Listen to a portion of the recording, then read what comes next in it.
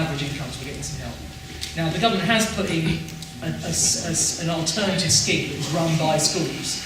There's not as much money in total as there was under EMA, so it is a cut, but it's not the case that nobody's getting any help anymore. And the idea is it's meant to be actually based on what the individual pupil needs. So it's not perfect, but there is something else there. The tuition fees one, again, you know, it is a tough decision that got taken. But I would say this to you. The people that go to university are the top half, the top 50% that go to university. And so what we've had a system where people that leave school at 18 and go into work are paying tax to pay for people that go to university who are going to earn good salaries. And if you're going to have to make savings, and I think we all agree what we want to do is build a fairer country, then I would argue that the real problem, the real area where we've got to spend more money is on very young children. Now, if you actually look at our school system, by the time all of you arrived at school, when you were 4 or 5 years old, there was already a 1-year gap in attainment between those that grew up in the wealthiest bits of the country and those in the least wealthy. So if you want to make a fairer country, that's where you've really got to put the money into that early years period. I'd just say one other thing, coming back to the point that, was it Malik made, about helping people to start their own businesses. So, in a way, one of the things I'm particularly concerned about is not the young people that are doing one that are going to go to university, but actually we've got quite high youth unemployment there, particularly in the Croydon, but in my constituency a bit as well. And that's not helped by the economic situation, but it's been a problem for quite a while actually. Youth unemployment was going up, even when the economy overall was doing well. So how do we help those people? And one of the things that Malik said was, well, rather than just giving people benefit, can you actually try and give people some help to start their own business and get on their own 2 feet? And that's one thing that the government has done, which I think is really good news, to try and actually say to people, how can we help you to actually help yourselves? Picking up on that last point with regards to starting your own business, it's in Croydon now we're talking about, depending on what part of Croydon you live in, whether it's north, south, east, west or central, there are projects out there available in order for you to get into that. If you're in the north of the borough, which recently just started down about, I was at a British Youth Council meeting yesterday, and one of the things which they're doing in the north of the borough, I think it's Sillowsford in the youth centre, they're doing a young enterprise program for young people 14 to 19 who've got the business mindset, who've got the young entrepreneur mindset, who actually wants to go forward with that idea. So really and truly, it's not just about what the government's doing, it's about what you as young people can actually do. Because at the same time, as you saw it said earlier on, everything can be all there in black and white, but at the same time, it's whether you have the dream in order to go out there and actually grab it with your own hands. There is a lot out there for us young people, it really is. But at the same time, it's not being promoted enough. I think it's one of the questions on the list. Like the youth clubs, voluntary organisations, it's not been promoted enough, and that's where we will get to that point where, you know what, forget it. There's nothing out there for us, we ain't going to do nothing. But you all need to remember one thing. Martin Luther King had a dream. You don't have to necessarily have the same dream, but it's the same principle. And when you have a dream, just like the three people which we saw up there, especially Faith Child, he had a dream when he was young. He knew where he wanted to go, and he knew how he wanted to achieve it. There was obstacles in his way, yes, but at the end of the day, through the grace of God, he was able to get it.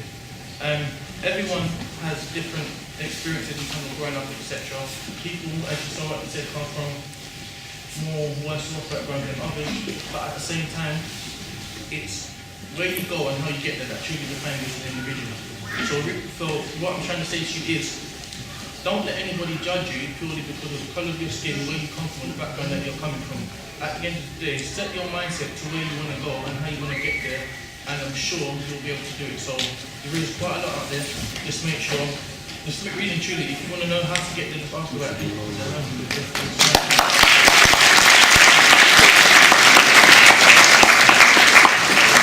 I'm very conscious of time, but I'm just going to quickly ask a question on this one of you, Gavin, and that's this really is a paradox, because something you highlighted, which is you said a certain percentage of people going on to university, and then we have other people who are leaving school and they're paying for them to go to university, and then they end up earning more money than they're earning.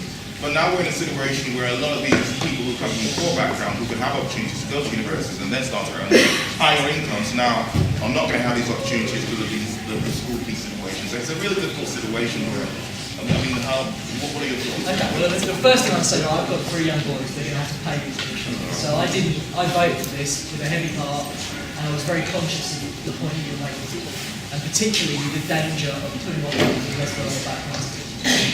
Not so much because of the sort of wealth of their family, because there's a sort of system to try and help them, but just, essentially, if you haven't got parents who've been to university, maybe you haven't got people who can advise you. I was in the first year when tuition fees came in, student loans, the first student loans came in, and I was quite nervous about getting into £9,000–10,000 in debt.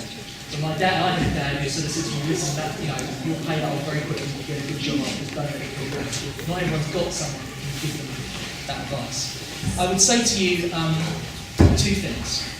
First of all, the evidence is from the figures that have come out so far that we've not seen a decline in people aged 18 that are applying to university in the first year.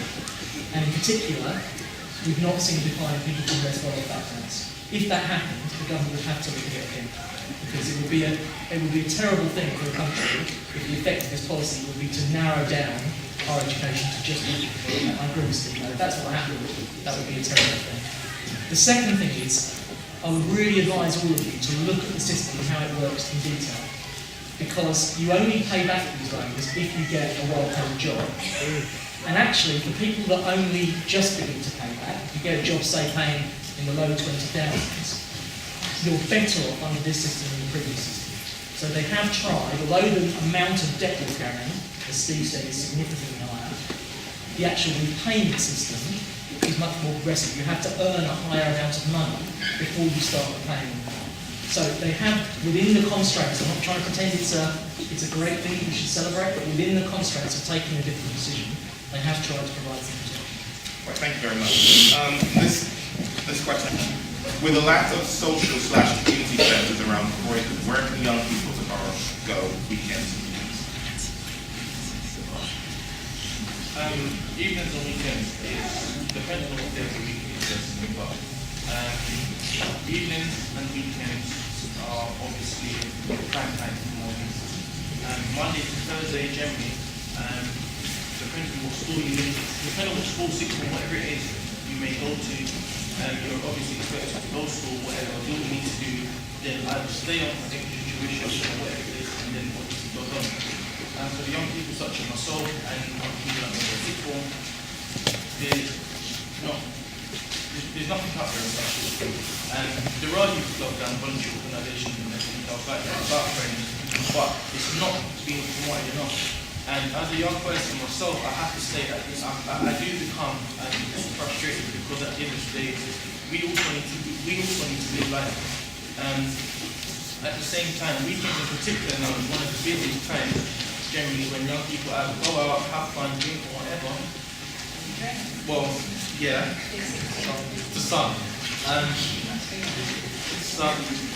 Some young people in particular, they want to go out and really make friends and obviously explore the community in which they live in. So it's youth clubs and groups or whatever. And in particular, the reason why there is such a decline in I believe in weekends is because during the week time, for sure, the youth clubs are not open. In the weekend, I think that people can't be up, not people can't be up to get out of bed, it's just like, because they're working so much in the week. Yeah, I'm really going to pressure you. Yeah, because they're working so much in the week to keep the youth clubs open. Weekend time, so really too much available, so I'm trying to think that something is come out the youth groups, one of the organizations,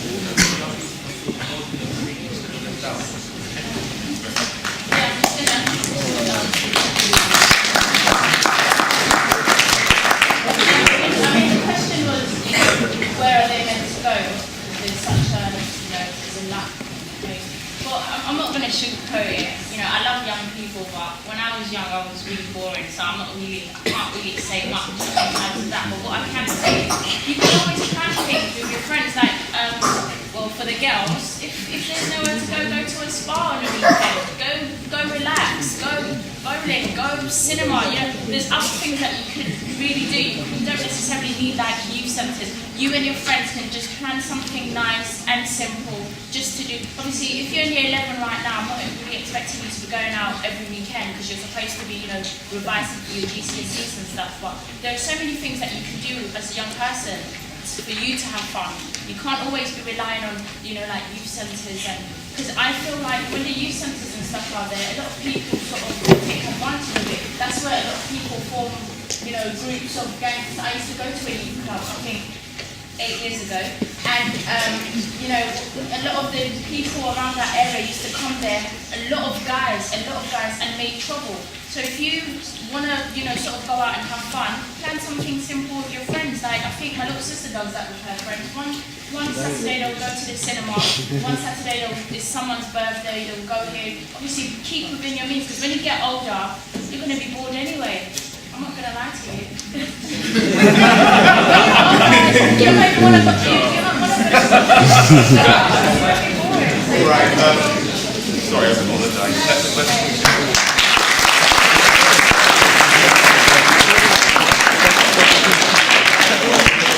We've been really good at making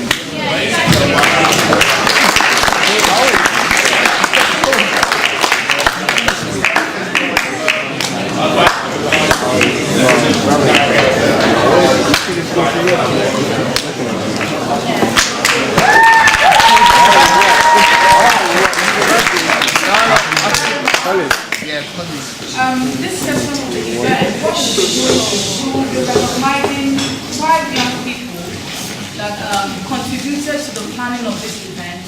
They were also trained on this event, and they were trained on documentary preparation. And did you watch that? Okay, I won't have your question because I know you watched it. That documentary of 3 young people that are making impact in Croydon. They co-filmed, and then they were part of the things that filmed those people. So for that reason, we need to recognize them. What do you feel? Yeah. We can change our mind if we say no. What do you think? Yeah. So let us recognize them. We would like our MPs to help us with this.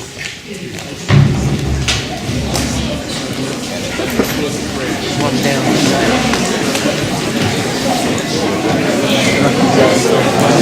Coming back.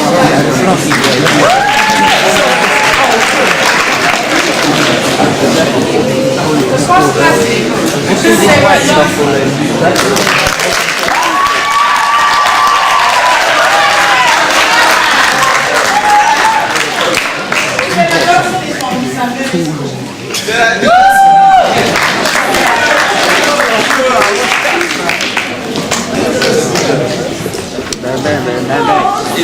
Yeah. I already got sent the second classic is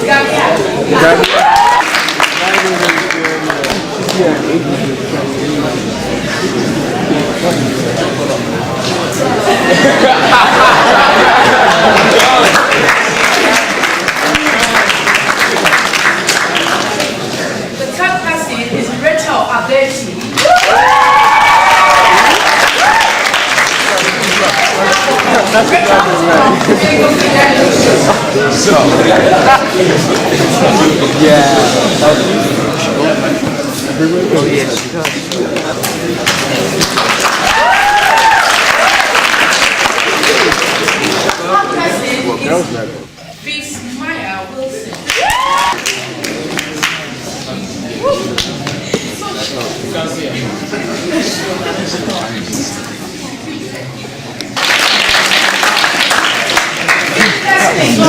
My name is Ricky Abesi from St. Mary's Primary School.